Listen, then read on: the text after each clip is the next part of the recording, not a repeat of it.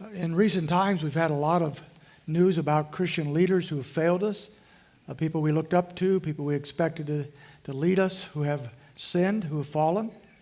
And that's disappointing, isn't it? It's always disappointing when we see people like that we expected more of to let us down. But there's nothing new about that. That goes back throughout church history, and it goes back to Scriptures.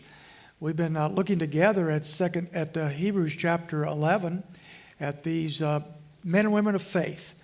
And as we've looked at their lives and how they received the approval of God because of faith, we've also mentioned time and again that none of these people were perfect. God doesn't airbrush their lives. He tells us how it is and where they have failed and where they have fallen. And yet the Lord used them. And the Lord gave, because of their faith, they were able to walk with God and be used of Him. And God showcases them.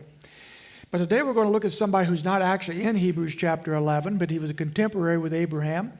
He was one who walked with Abraham, and yet he is not in the hall of fame of faith because he did not live by faith. He's a believer, as we'll see, but he is not a man of faith. He's a failure. He's a disappointment. One of the greatest disappointments of all of Scripture. We're looking at his life not because he failed, but because God put it in His Word to warn us and to teach us.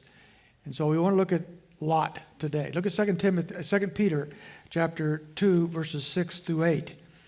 And if he condemned the cities of Sodom and Gomorrah to destruction by reducing them to ashes, having made them an example to those who would live ungodly lives thereafter, and if he rescued righteous Lot, oppressed by the sensuous conduct of unprincipled men, for by what he saw and heard that righteous man was living among them, felt his righteous soul tormented day after day by their lawless deeds.